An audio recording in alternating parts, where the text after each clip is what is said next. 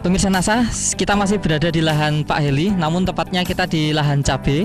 Luasnya berapa, Pak? Luasnya kurang lebih 2,5 borong, ya sekitar 600 meter persegi.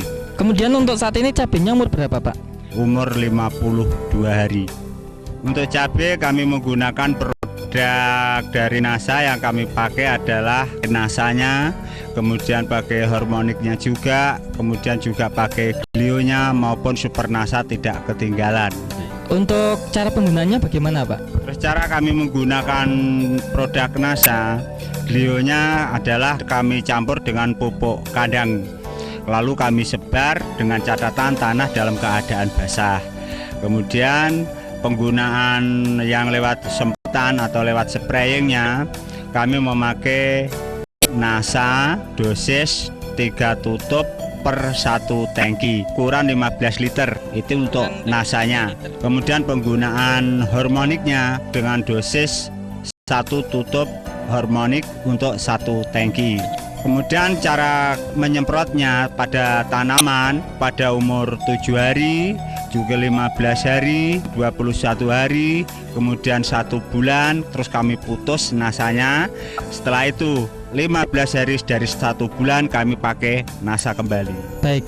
Nah, untuk sementara Pak, perkembangan tanaman cabai, Pak, di sini ada pembanding dari produk lain ya, Pak ya. Bisa dijelaskan, Pak, mulai dari kondisi tanamannya bagaimana? Karena dengan umur yang sama pada tanaman tersebut ternyata ada perbedaan yang sangat mencolok sekali. Coba lihat pada tanaman yang pakai NASA ini, buahnya sudah kayak gini, masih disusul dengan pentilnya, masih disusul dengan bunga yang baru lagi. Padahal ini baru memakai 4 kali semprotan untuk yang NASA-nya. Hormoniknya baru pakai 3 kali semprotan. Padahal ini nanti untuk tanaman yang bunga yang atas ini nanti kelihatan sangat padat sekali. Buahnya nanti akan lebih banyak sekali ini. Padahal kami tidak memakai produk NASA. Ternyata sebagai pembandingnya dengan umur yang sama, keadaannya juga seperti ini keadaannya. Sangat mencolok sekali. Buahnya juga sedikit, kecil-kecil. Kemudian bunga yang atas juga tidak seperti yang pakai produk NASA tersebut. Jadi lebih rimbun yang pakai NASA ternyata. Sangat jauh sekali perbedaannya itu. Kemudian Pak, untuk dari serangan hama penyakitnya bagaimana, Pak? Kemudian tentang serangan hama dan penyakit ya, ternyata kami memakai glio tidak ada satupun yang mati. Padahal sebagai pembandingnya, karena kami tidak memakai, ya kami memang tekad-tekatan ini. Karena tidak memakai, ternyata ya lumayan juga yang kena serangan penyakit, terutama serangan jamur, serangan layu atau fusarium. Itu ternyata banyak juga yang mati itu.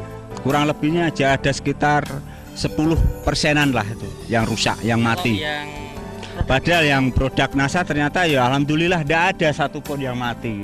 Utuh semuanya itu. Pemirsa NASA, kita bisa melihat tanaman cabai yang ditambah dengan produk-produk seperti pupuk organik cair NASA, super NASA, hormonik dan glio. Itu ada di sebelah kiri, tampak sekali perbedaannya. Tanaman cabai yang sebelah kanan itu adalah tidak menggunakan sarana produksi dari NASA. Tampak sekali perbedaannya. Dari kelebatan buah, tanaman cabai ditambah produk-produk dari NASA, buahnya sudah sangat lebat. Bunga-bunganya yang di bagian ujung juga sangat banyak, dan buahnya tergolong besar dengan warna hijau mengkilap. Kita bisa saksikan tanaman cabai yang juga tidak menggunakan NASA.